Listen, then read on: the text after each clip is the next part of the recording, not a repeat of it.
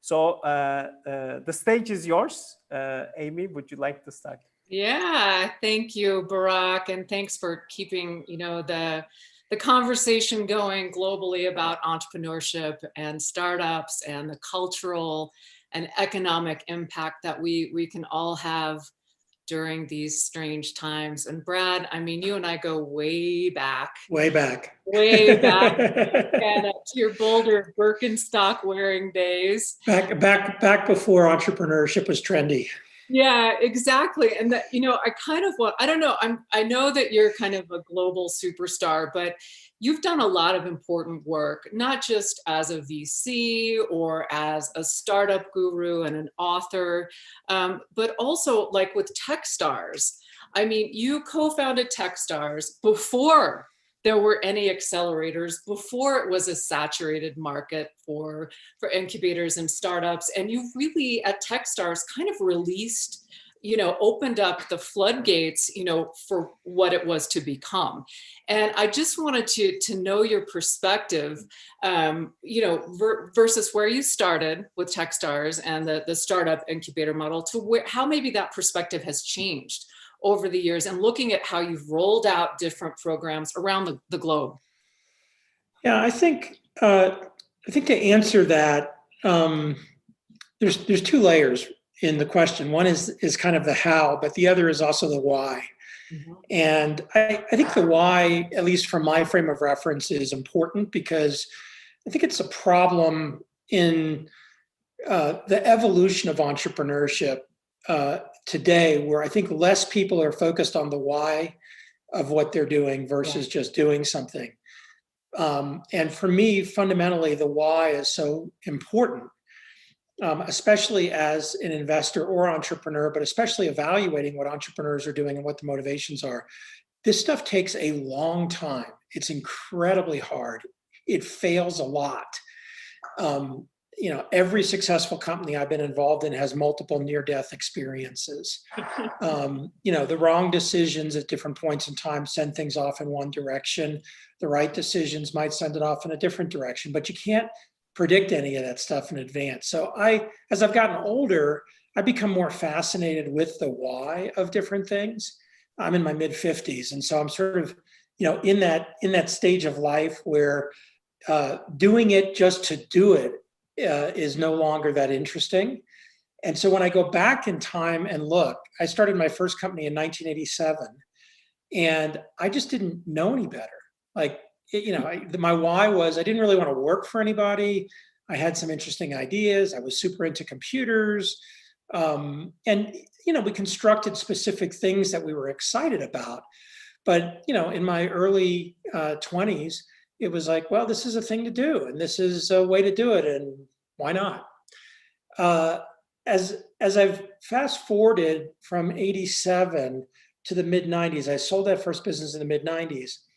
And between 1994 and 96, I made 40 angel investments with the money that I made from selling that company, all small, $25,000, $50,000 investments. And it was at the very beginning of the rise of the commercial internet.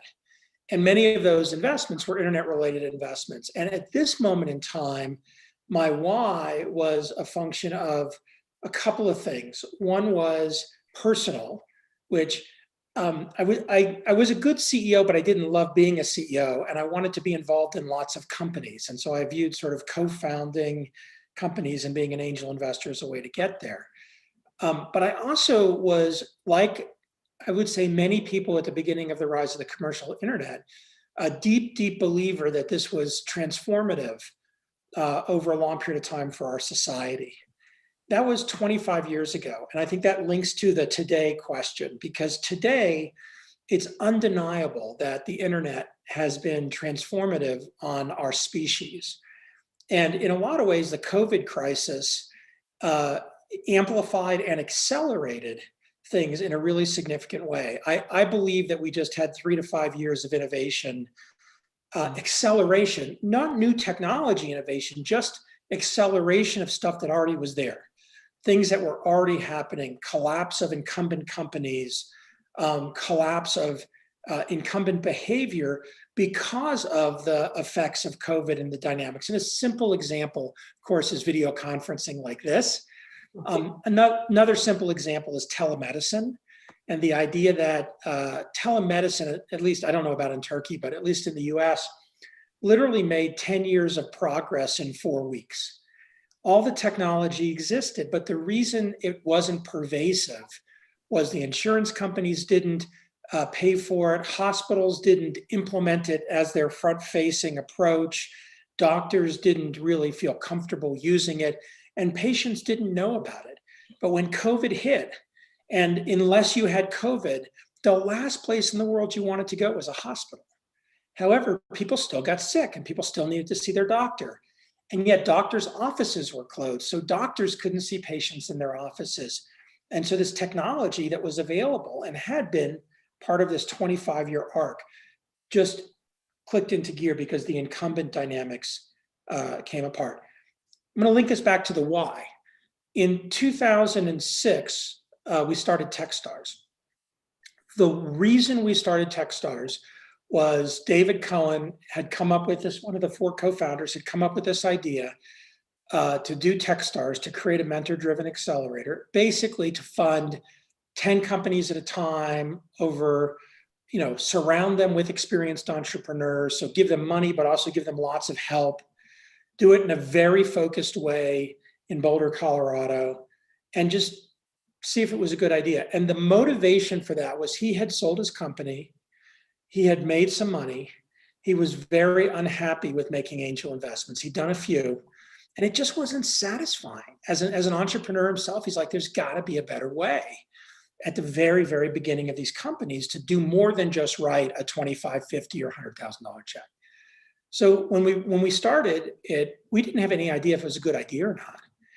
But we had this notion that there might be a better way to do extremely early stage investing. Well, in 2006, seed and pre-seed investing hadn't been categorized yet. It wasn't happening. Seed investing was really hard to find because we were still dealing with the collapse of the internet bubble. And entrepreneurship was still subject to this cliche that if you were serious about starting a company, you had to go to the Bay Area. And I lived in Boulder, Colorado. I didn't believe that. I'd been investing all over the US for many years. I'd never lived in the Bay Area, even though I'd been there a lot and I'd done a lot of investments there. And we just sort of thought, nah, this is silly. Let's try this different thing. And if it doesn't work, our worst case is we'll learn from it. And so in that why, right, there's a very specific thing going on, which is there must be a better way to help companies get started. And, Techstars has now invested in 2,500 companies around the world. We run 40-something accelerators each year. We invest in 400 to 500 companies. It has been part of democratizing entrepreneurship and innovation globally. And in 2020, if somebody said, well, if you're really serious about it, starting a company, you need to go to the Bay Area, it's not a credible statement anymore. No. So this sort of democratization of innovation has led us to another place. In the midst of us having one of the most existential crises our species has had, certainly in a very long time. And the COVID crisis, I think, is going to generate a number of things that are extremely difficult. They're amplifying massive inequities right now in our society globally. But what happens is that there is this sort of latent, sort of held back, again, by incumbent behavior, forces of innovation and entrepreneurship, that a moment like this, those forces are unleashed again. And, we've seen it happen multiple times. We saw it happen for people not in the too distant past around the global financial crisis, right? In 2010, our whole economies globally were going to fall apart. 2009, 2010, every bank would be nationalized, commerce would work totally differently.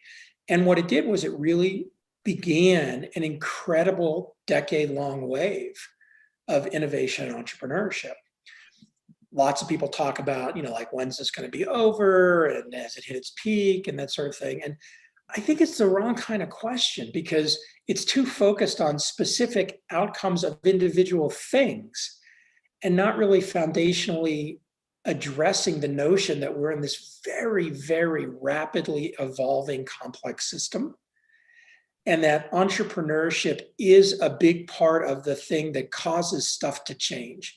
And that's really the essence of my own why, which is I'm interested in this stuff because it's totally fascinating. I think it's at the core of how our species evolves quickly. It's not the only dimension on which we evolve as a species, but it's an important one. And it's one in which understanding what's going on globally and really, again, democratizing this phenomena so anyone anywhere in the world can have access to it is much more interesting to me than simply aggregating a bigger pile of coins. And on that, like, okay, so, I've read all of your books, and I've read your columns and your blogs, and the recurring theme over the last bit here, the last couple of years, is the whole idea of democratizing entrepreneurship. And, my question is, how do you democratize entrepreneurship globally? Because while we here in the States and Silicon Valley and Boulder and Austin and Boston and Seattle, we're used to it. The whole notion of entrepreneurship is so new.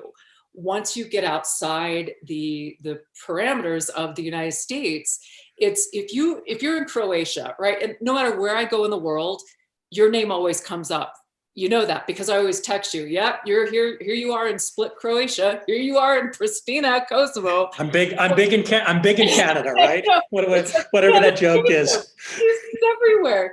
But the question is, it's like, and there's a lot of government money. I hope, by the way, somebody will adopt me if I ever have to leave the United States. Yeah, I know. I think I can get you a sponsor in Iceland or in Estonia.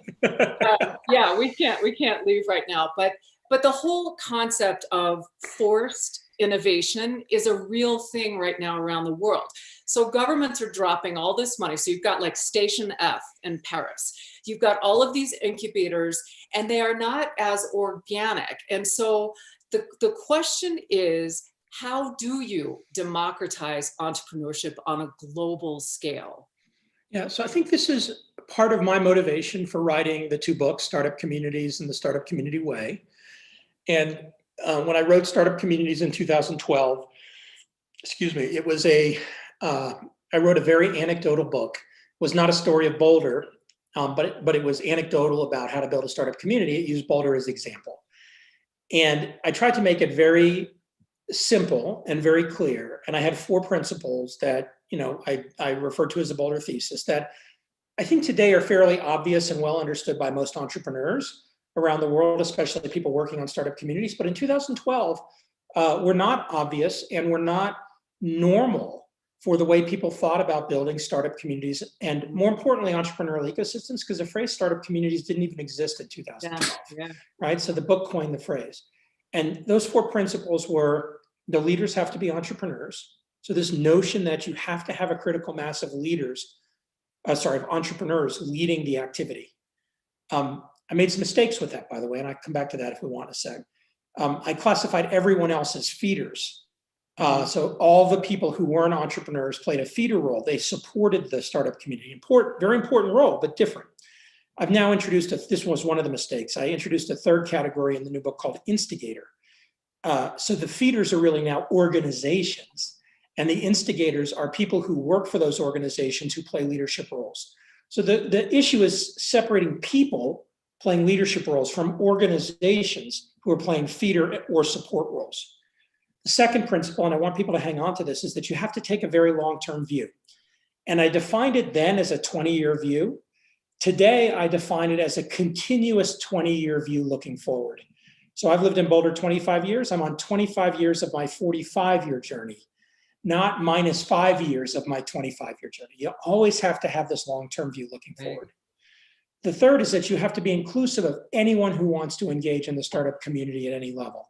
And I use the word inclusive, before it became popular in technology and entrepreneurship to talk about inclusivity, diversity, equity, gender equity, racial equity, ethnicity, age equity. I mean, these phenomena of just being inclusive. If somebody wants to participate, welcome them. There's no VP of membership. There's no president of the startup community. You just want people to be part of it.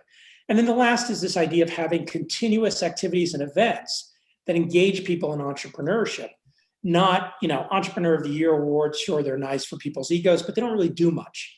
Cocktail parties at rich people's houses to do networking events, sure, but you need to have things like accelerators, things like startup weekends, things like co-working spaces where there are endless activities and events for people to interact and intersect with each other.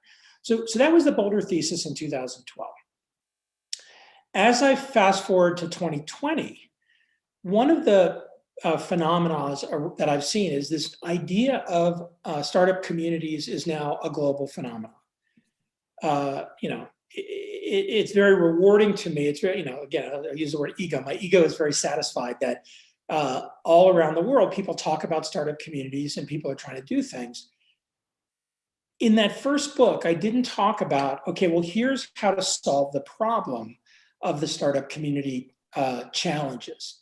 I did have here's some things that people do wrong and here's some problems. It's not a cookbook. It's not a recipe, right? It's a sort of broader conceptual guide. The new book also is not a playbook, because this is one of the key lessons I learned, and that Ian Hathaway and I really try to weave through this new book, is that a startup community is a complex adaptive system. And we shorten that phrase to complex system to just make it less ponderous. Let me define for people what a complex system is with an example. I'm going to define 3 types of systems: simple, complicated, and complex. A simple system is making a cup of coffee. You put beans in, you run a short recipe, short process, you get coffee out. It's got a deterministic outcome. There's different steps. You can put milk or sugar, you can use different beans, they're different coffee makers, but it's a pretty straightforward process. Coffee might not be any good, but it's still coffee. So beginning, end, recipe, deterministic system. A complicated system is doing your monthly financial statements. Lots more steps, different order, sometimes different inputs, but still a deterministic ending. You get your balance sheet, income statement, cash flow statement, beginning, end, deterministic process. A complex system is raising a child. And everyone here has either been a child or has children.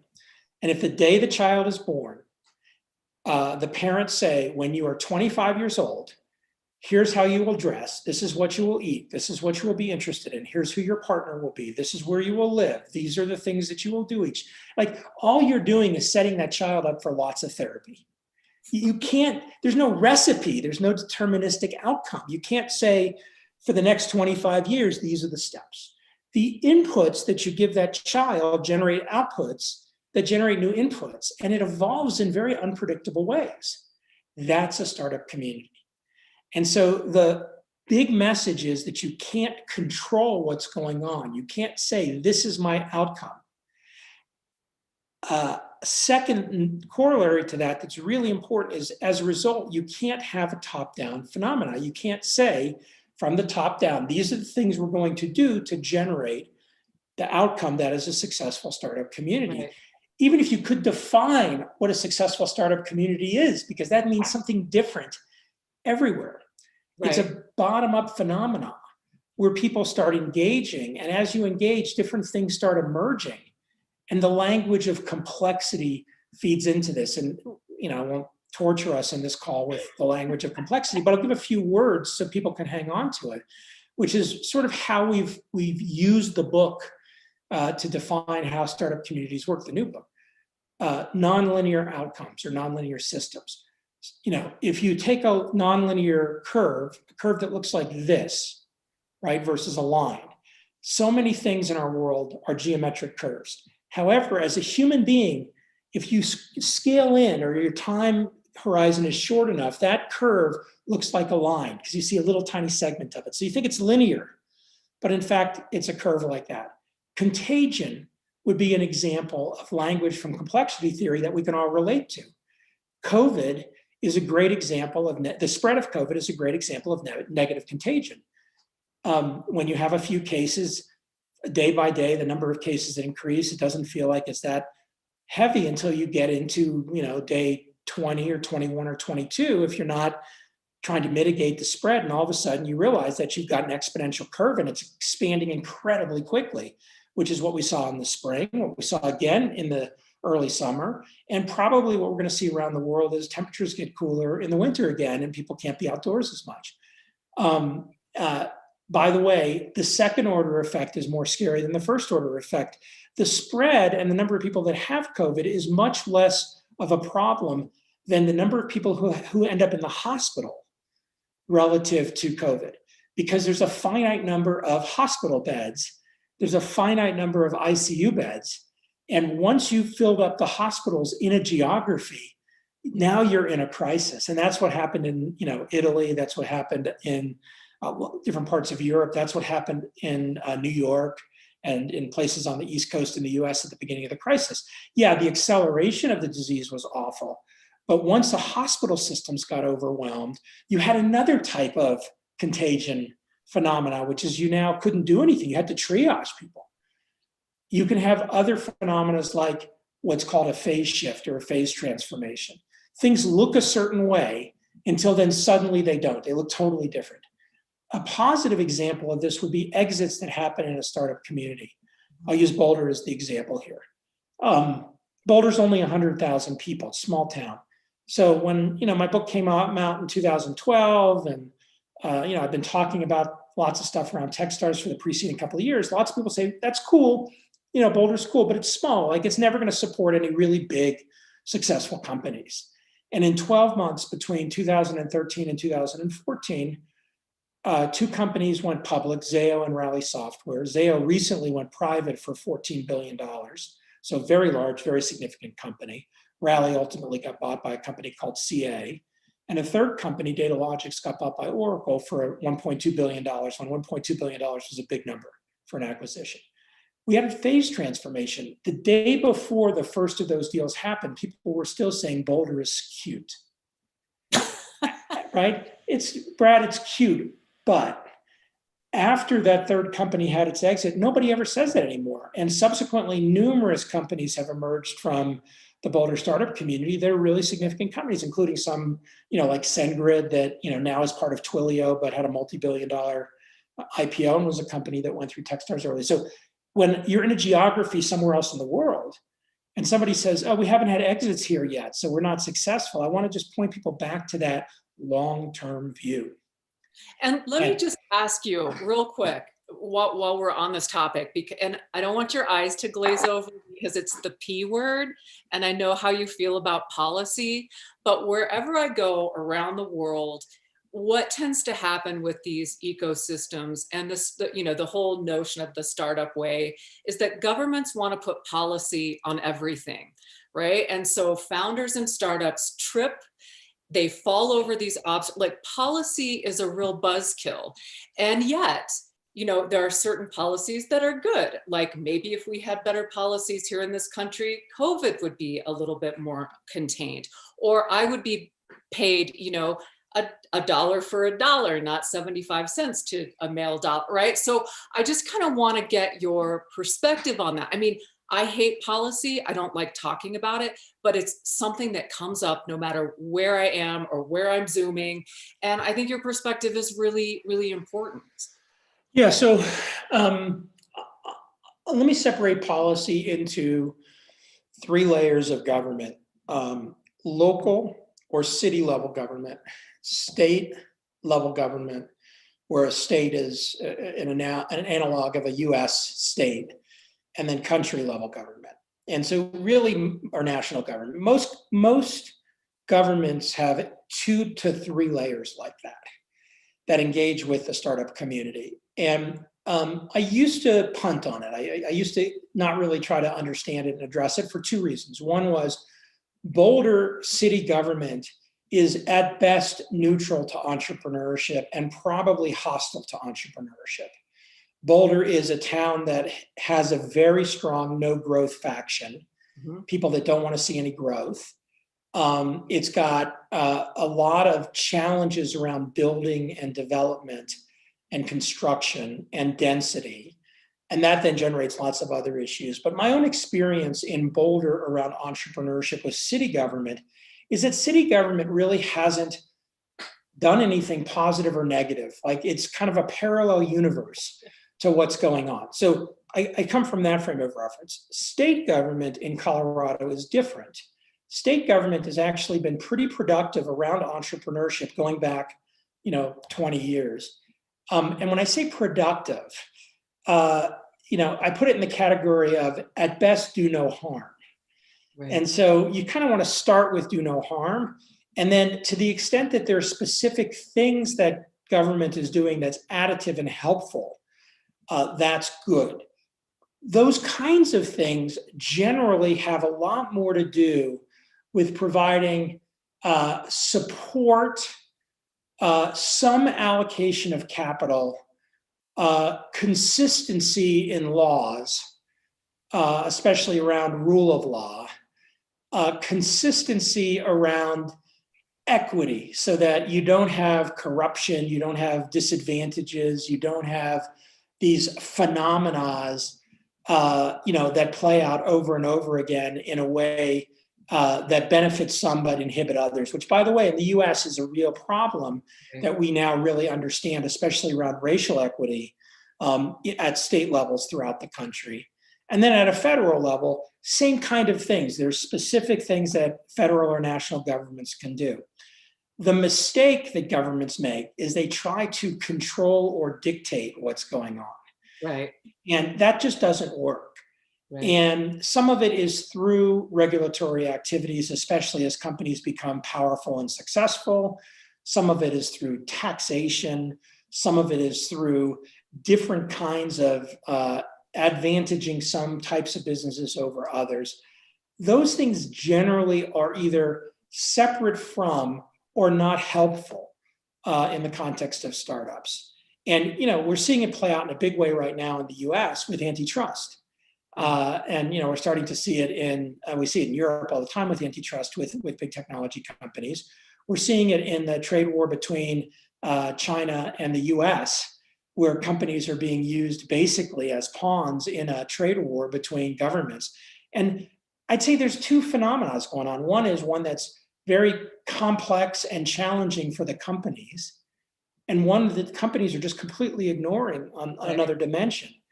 And so a very wise friend of mine, Attorney General of Colorado, a guy named Phil Weiser, once said that the law lags behind technological innovation. And so I think what ends up happening is the bottom-up phenomena of entrepreneurship, the dynamics and power of entrepreneurs, the momentum of things when you get these positive feedback loops tend to leverage the positive benefits of government without necessarily being suppressed in general by the neutral, but occasionally harmed by the negative. And so there are places in the world where it's been very, very challenging. A book that's I'll end with this, a book that's a great one to read if people are interested, that has adjacencies to the Turkish geography, is a book called Startup Rising by Christopher Schroeder. Some people may know this book.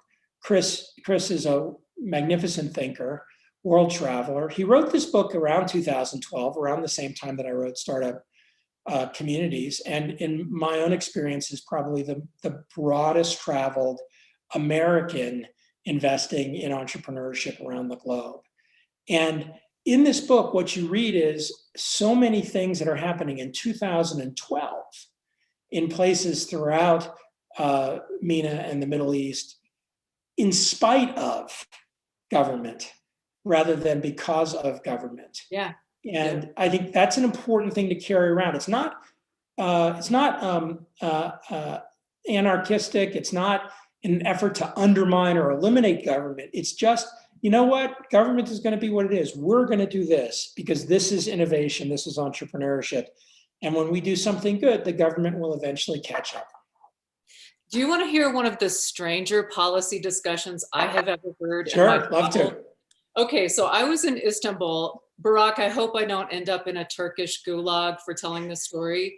But Erdogan was speaking at the Global Entrepreneurship Network conference. And he was literally 10 feet in front of me. And he was on his shtick about how entrepreneurship will, pull Turkey out of the doldrums economically. And he said, and this is not a direct quote, but it is in concept verbatim. He said, the only way we in Turkey more specifically Istanbul, the only way we can create these powerful global entrepreneurial ecosystems is if families have more than 4 children, right? So his solution was, let's have babies, right? I mean, I looked around, I'm like, am I in 1930? Anyway, that's my Erdogan story. And I know we're running out of time and I know there's a lot of questions, but I wanted to, like, my last question for you, Brad, like everybody knows that you are a very pivotal figure in entrepreneurship, not only, you know, in Boulder and Austin and in the United States, but globally. I mean, you're a force. And I think one of the things people don't know about you, but one of the things that I do is that you have had such an incredible impact with your rawness and authenticity about mental health. And I feel like right now, you know, the entrepreneurs and founders that I'm talking to around the world, you know, they're suffering, right? And there's a stigma attached to mental health, you know, for founders, especially outside of the United States, because it is associated with failure. And unlike the United States, failure is not embraced the way we embrace it here. And so, you know, I'm sorry, something is popping up. I just wondered if you could talk a little bit about mental health and how you have overcome your challenges and your demons. Because for those of you who don't know, Brad Feld has been out there advocating for mental health care and mental health awareness for years. Well, I'll start with my why again in the context of this is that I had a 6-month depressive episode in 2013. You know, if from the outside looking in of my life, you'd say, wow, that guy's got a great life, right? Married to an amazing woman. My wife, Amy Bachelor, super great relationship. My businesses were doing great. Foundry Group's been extremely successful. In 2013, we, you know, on a great positive curve. Techstars was growing very quickly. I lived in a magnificent place, Boulder, Colorado. I was in very, very good physical shape. I had run a 50-mile run, a race in 2012. And I had this very intense depressive episode. I've had multiple of them as an adult. I've struggled with anxiety since I was probably a teenager. I have a clinical diagnosis of obsessive compulsive disorder. I've done plenty of therapy. I've taken medication. I've worked hard on myself to navigate my own issues. In my 20s, when I had my first major depressive episode while running a business, which lasted for 2 years, I was very functional in a work context when I was depressed. But like, that's all I could do. Nothing else mattered in my life. Like, I'd have to put all my energy into getting out of bed in the morning. I'd be productive and have a good, strong 8 to 10 hour day. I couldn't work 14, 18 hours a day, but I'd sort of grind through my day. And I'd come home, I'd lay on the couch and stare at the ceiling, you know, or sit in the bathtub for 2 hours and then eventually lay in bed for hours and not be able to fall asleep, because when you're depressed, it's hard to sleep. So in this later phase, when I was in my late 40s and I had this out of the blue depressive episode, I had a very different internal reaction than I had in my 20s and then my 30s when I had depressive episodes. In my 20s, I was incredibly ashamed. I was ashamed that I was depressed. I was ashamed that I was a leader. I was ashamed to tell anybody about it. I was ashamed that I took medication. I was ashamed that I saw a psychiatrist. I was ashamed about how I felt all the time, just continually and endlessly ashamed. In my 40s, when I got depressed, the year before, several well-known entrepreneurs had committed suicide. And they committed suicide sort of out of the blue. And, you know, one of them was chronically depressed. One of them was probably bipolar. So sort of manic. People thought he was doing great. Everything was awesome, but his business was about to go out of business and he just saw no way out.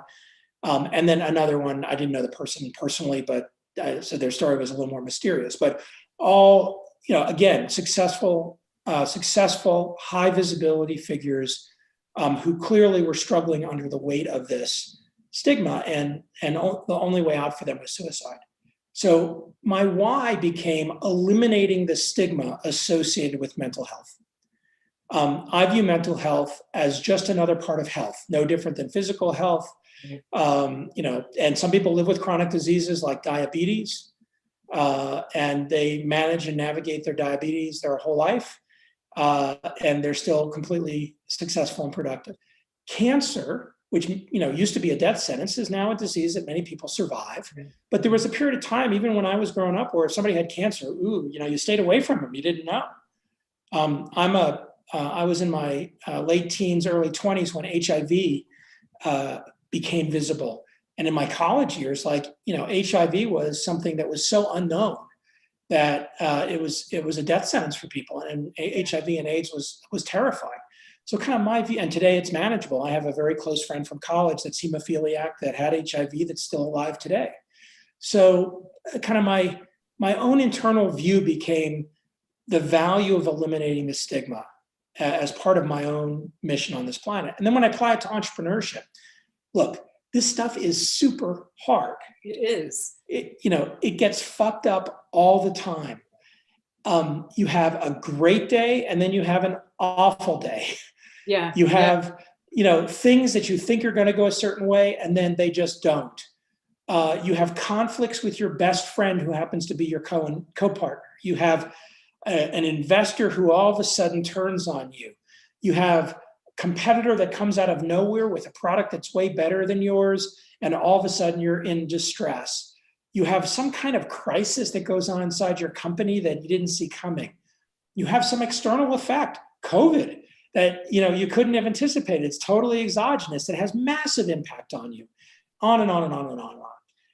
And so as I've gotten older, what I realize is, as humans, we are just big bags of chemicals.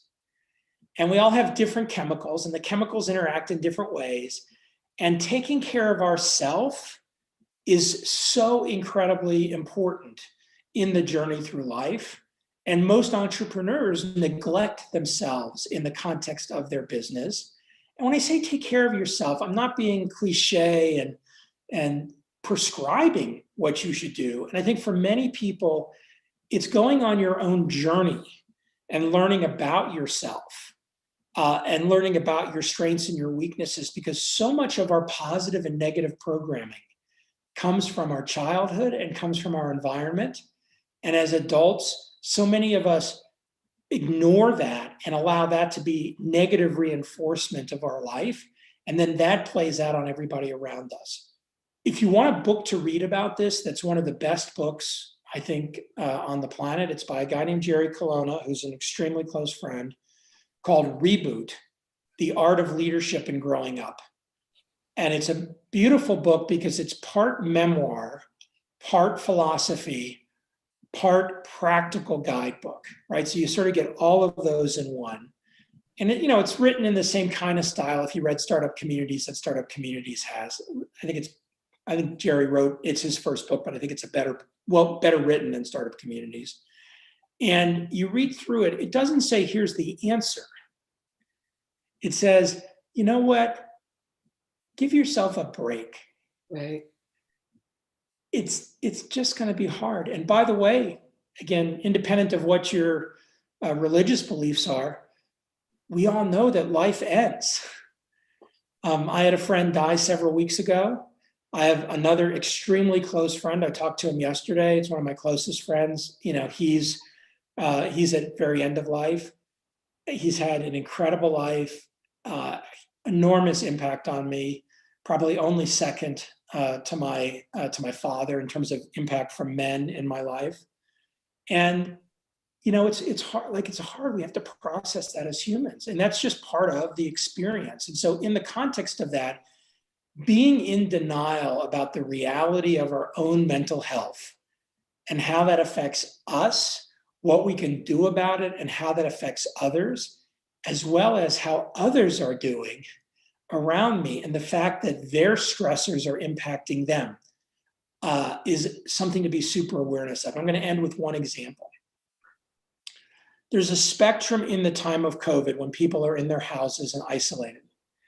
At one end of the spectrum is the extrovert, who is in incredible, incredible duress because it's just not their way to be sitting in their house all the time.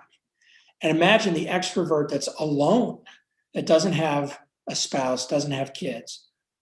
Or think about the person that has a spouse and has kids, but kind of is like 2 or 3 hours a day is what they can handle of their spouse and kids. And they need time with others for the rest of their time.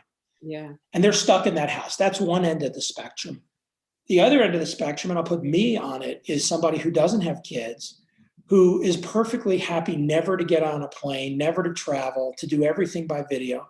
Because for 25 years of my life, I traveled Monday to Friday. I never got to spend time, except for the weekends when I was worn out, with the person I was put on this planet to be with, which is my wife, Amy. And now I get to spend all my time with her. Yeah, we work. She was working, she had a conference call before this. I went for a run. But after this, and I have one more call, we'll go have lunch together.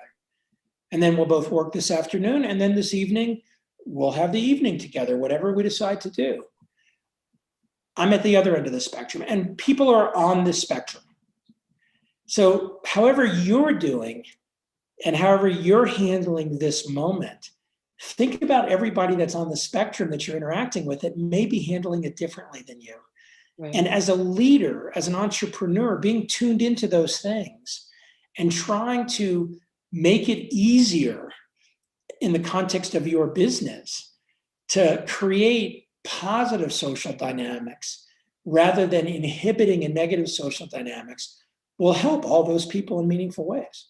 So I'll just sort of end with that. Like, it's not just about you, but it's about you as a leader and an entrepreneur and the people around you and how they're interacting with everything in this moment. Yeah. And it's, what you were saying earlier about, the path to entrepreneurship and to founding something, it is hard. And we in the media tend to glamorize it, right? Like we create this big facade of, these successful founders, but most people fail. And, during this COVID thing, people are struggling. Founders are struggling, trying to find their way. And there's this whole mental health component, and it's it's not just in the United States. And so your words, I think, are very, very meaningful. And I think that the way you are looking at it, in a future way, and that long tail is that, even though it's really, really hard and you may not reap the rewards of the hard work and the sweat equity, I mean, what we are doing as creators and as entrepreneurs is we're laying the foundation for the future and for opportunities and industries and new ways of seeing. And I know that there are a ton of questions for you, Brad, but I just, I want to say this on this global stage, the work that you have done, we are all grateful for, and we are better people for your honesty. So Barack, I brought my wrong glasses. So if you wouldn't mind reading the questions. Just a second. So the first question is from Eric. Keeping in mind your point about how do we even rate startup communities, any particular global startup communities that you see have got the right mix of policies, instigators, feeders, Israel, India, Singapore? So this is, Eric, it's a powerful and important question. We have a chapter in the book, chapter 11, called The Measurement Trap. And as humans and as business people, we're programmed to measure everything and compare ourselves and rate ourselves against everything. And in the context of startup communities, it's actually an inhibiting phenomenon because we measure the easy things, not the important things. Mm-hmm. The easy things to measure are things like number of companies, number of founders, number of exits, number of unicorns, amount of funding, things like that. But really what's important is not the parts, but the interaction between the parts. And it's really hard to measure that. It's even harder to measure the value of the interaction between the parts. And so what you can do, though, is instead of trying to rate and compare, you look at other startup communities for things that are working, and you try to learn from those things and then adapt those things back to your startup community. And there are great examples from all over the world in lots of different kinds of startup communities. One of the things I think that's so interesting is this idea of playing a positive sum game, which is one where there's not a winner and a loser. If you think about politics, there's a winner and a loser in an election. If you think about sports, ultimately, in all sports, there's a winner and a loser. I guess some sports like hockey or soccer, you can tie an individual game, but at the end of the season, there's a winner and a loser. That is not the case with entrepreneurship and with startup communities. You can have many, many things that succeed that have positive impact on many other things that succeed. So I'd reframe it to focus on that. Because you asked about specific countries, there's another great book. I'm a huge reader. Another great book called Startup Nation that talks about the story of the startup community's growth in Israel. I don't remember when it was written. I feel like it was written around 2000. So well before Startup Communities was written. And it's a really, really powerful book that talks about some very simple and foundational things that were done in Israel in the 80s and 90s that had enormous impact on entrepreneurship, but also the characteristic of the country, especially around Israel's own resources, specifically the intellectual and functional resources around the military, because of how Israel is positioned in the Middle East, that generated enormous amount of skills for industry segments like cybersecurity. And as a result, generated huge waves of innovation in emerging areas that played to the strengths of people that were going to naturally be entrepreneurs in Israel. So it's not that that's, again, a playbook for other countries, but you can look inside your country and say, okay, what are some of the strengths we have naturally because of the characteristics of our society? And how can we build the types of companies off of those characteristics? I have also a question about the book, a chapter, Build Your Strengths. History and local context are fundamental to complex systems. You cannot recreate Silicon Valley, which is one reason why we often say, don't try to be a Silicon Valley. Every startup community should focus on being the best version of itself. Should you a little bit explain what do you mean with that? Sure. So we went through a wave around the internet bubble where everybody was starting to talk about, labeling their city Silicon something, right? In the US, New York became Silicon Alley, Los Angeles became Silicon Beach, Utah became Silicon Slopes because of the ski slopes, and on and on and on. And I thought that was just stupid. And my feedback to people was, you already have a brand. It's called the name of your city or your state or your country. So talk about the Boulder startup community or the Colorado startup community or the Istanbul startup community. And then go a step deeper. Istanbul was once a startup. And Istanbul has a much longer and richer history than Boulder, Colorado does as a city.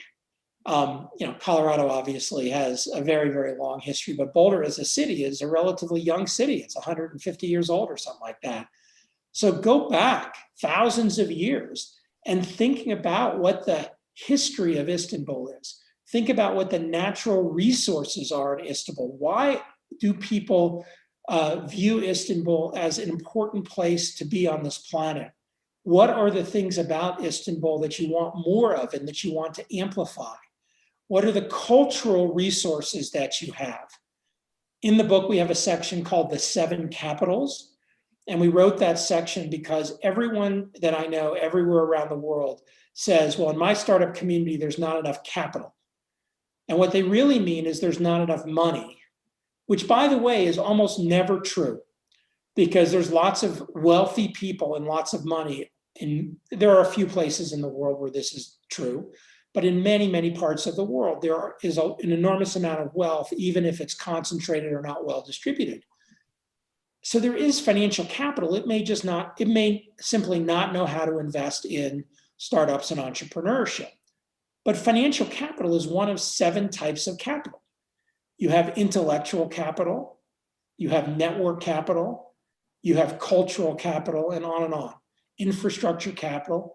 And one of the magic tricks in a startup community is to concentrate on building on the capital that you have, which then attracts the capital that you don't have.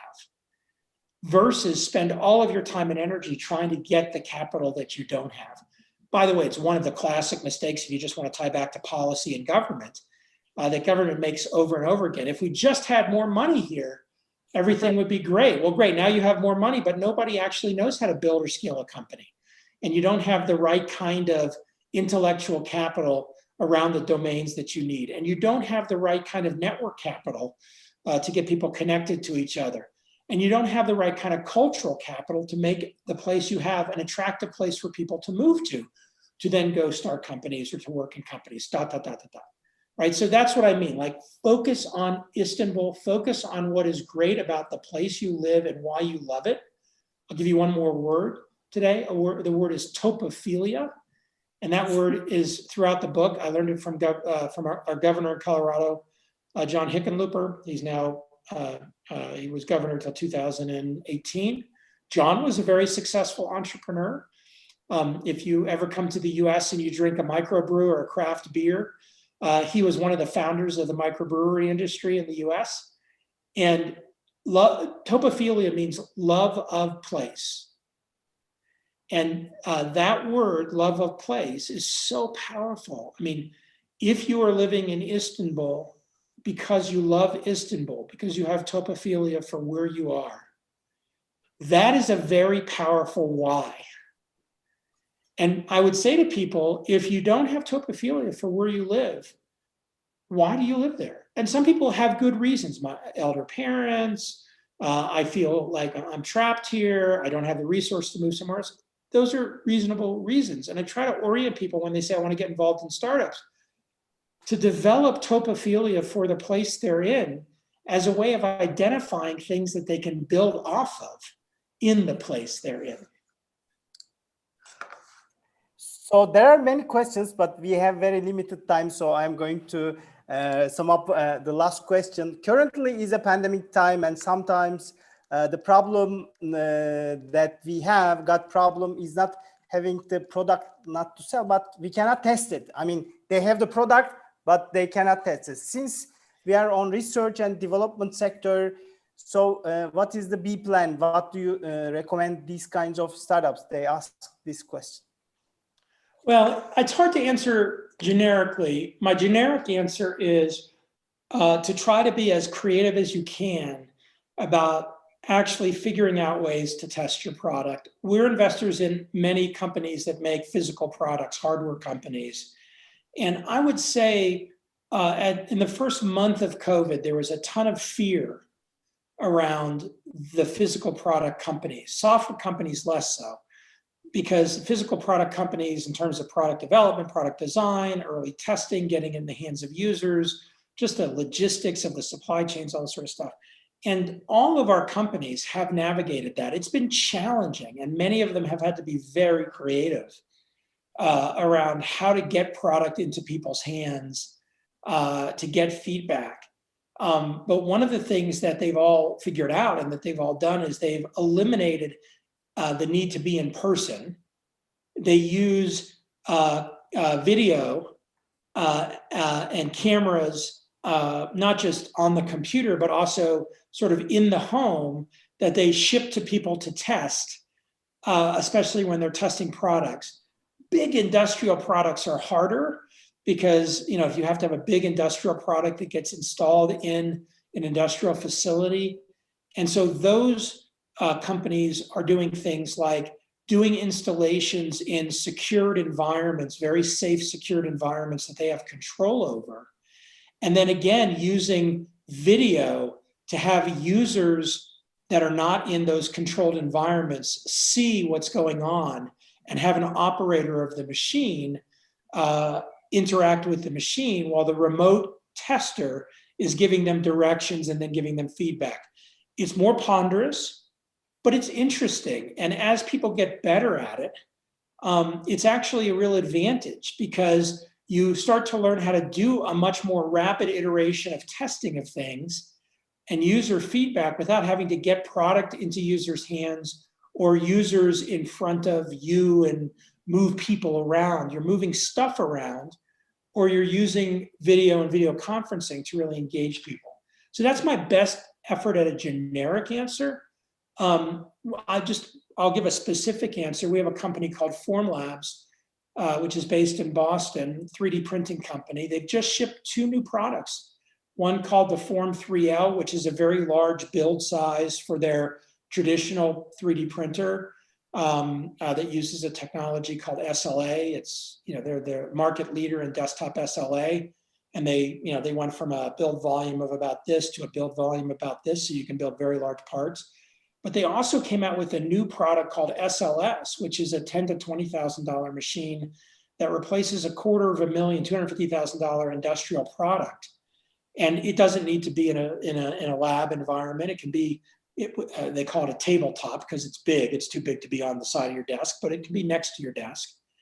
And like just watching them, it's manufactured in a facility in China. Their customers, are all over the world, and just watching the amount of video that they're using to help sell.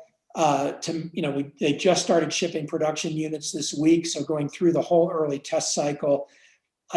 Again, being creative and recognizing that what you're doing could be long-term. You could be doing something that significantly improves the quality of your business over a long period of time versus just in this moment.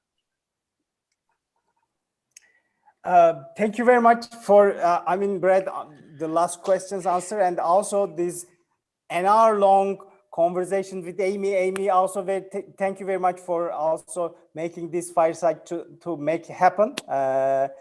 And I wish you a great day in Colorado, and hope the forest will be off soon. Thank you very much for entrepreneurs today, and hope to meet in our next meetings. Thank you very much. Stay safe and healthy. All right. Thank you for hosting, Amy. Great to see you. Everybody be safe and healthy, and thank you for having me. Cheers, you guys. Have a great day. Thank you. Bye-bye. Bye-bye.